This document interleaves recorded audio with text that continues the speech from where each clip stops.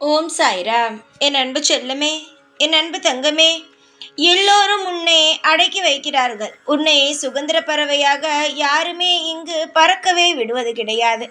எல்லா நேரங்களிலும் உன்னை அவர்களுடைய கட்டுப்பாட்டுக்குள் வைத்திருக்க வேண்டும். எல்லா நேரமும் உன்னை அவர்கள் தொந்தரவு செய்து கொண்டே இருக்க வேண்டும் என்று நினைக்கிறார்கள். இதுதான் உண்மை. உன் மனதில் இருப்பதும் இதுதான். ஏன் என்னை இவ்வளவு தொந்தரவு செய்கிறார்கள்? வாழ்வில் நான் என்ன செய்தேன்? எந்த திசைக்கு போனாலும் ஏதோ ஒரு நபரால் எனக்கு பிரச்சனை. எதிலும் முன்னேற முடியவில்லை. வாழ்வில் மற்றவர்களுடைய உழைப்பில் நான் வாழ வேண்டாம், என்னுடைய உழைப்பில் நான் வாழ்கிறேன் என்று முயற்சி எடுத்து இருப்பவர்கள் 1000 பேர் 1000 விதமாக உன்னை தொந்தரவு கொடுக்கலாம். ஆனால் நீ எடுக்கும் முடிவு என்ன தெரியுமா? பயம்தான். எனக்கு பயமாக இருக்கிறது. இந்த விஷயம் என்னால் செய்ய முடியாமல் இவர்கள் எல்லாம் என்னை கட்டுப்படுத்துகிறார்கள் என்ற பயம். ஒரு நிமிடம் யோசித்து பார். உன்னை யார் கட்டுப்படுத்துகிறார்?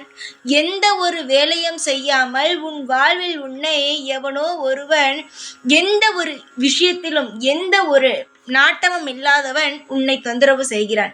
நீ போகும் இடமெல்லாம் யாரோ ஒருவர் உன்னை கவனித்து கொண்டு உன்னை ஒரு வேலையில் நிரந்தரமாக இருக்க விடாமல் தொந்தரவு செய்து கொண்டு இருக்கிறார்கள் என்று கவலைப்படுகிறாய். தங்கமே, எல்லோருக்கும் எல்லா கவலைகளும் இருக்கும். உனக்கு மிகப்பெரிய விஷயம் உனக்கு நடந்து கொண்டு இருக்கிறது. அதிலிருந்து நான் மீட்டெடுக்கிறேன் உன்னை.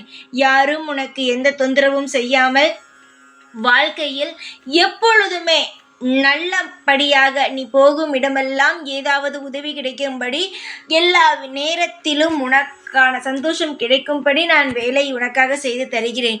என்னுடைய அன்பு குழந்தைக்காக நான் இதை செய்து தருகிறேன். ஆனால் ஒன்று சொல்கிறேன், எப்பேற்பட்டவன் உன்னை விட அதிகமாக அவன் சம்பாதிக்கட்டும், உன்னை விட 10 பேர் அவன் பின்பலமாக இருக்கட்டும், எதுவாக வேண்டுமானாலும் இருக்கட்டும், அவனை கண்டு நீ அஞ்சவே வேண்டாம். ஏதாவது ஒரு இடத்தில் நீ தவறு செய்திருந்தால் நீ அஞ்சலாம். ஆனால் தவறே செய்யாத பொழுது நீ அஞ்சுவது என்பது தவறான ஒரு விஷயம்.